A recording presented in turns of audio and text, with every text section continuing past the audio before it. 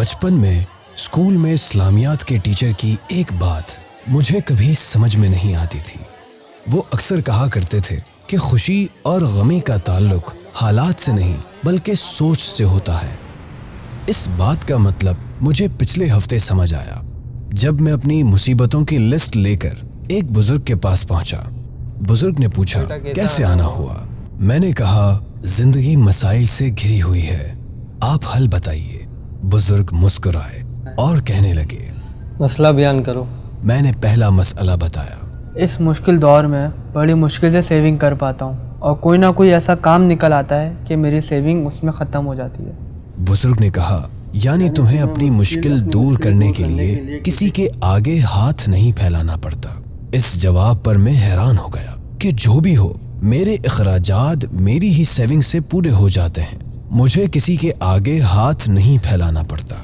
دوسرا مسئلہ بیان کرو بیٹا۔ سیلری کی اچھی خاصی رقم گھر کے کرائے میں نکل جاتی ہے۔ اس کا مطلب تمہارے پاس سر چھپانے کے لیے چھت موجود ہے نا؟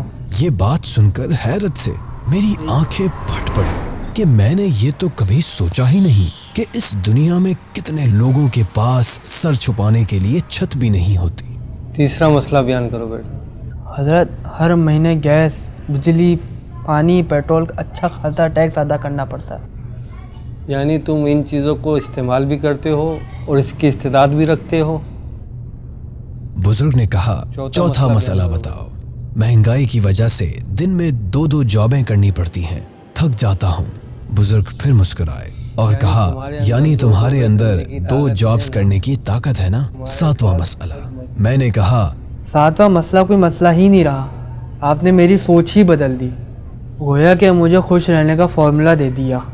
بزرگ نے قرآن کی آیت پڑھی لا یکلف اللہ نفسا الا وسعها۔ اللہ تعالی کسی پر طاقت سے زیادہ بوجھ نہیں ڈالتا، لہٰذا غریب پر زکوٰۃ نہیں، نادار پر حج نہیں، بیمار پر نماز میں قیام فرض نہیں، اور سب کا خیال رکھتا ہے۔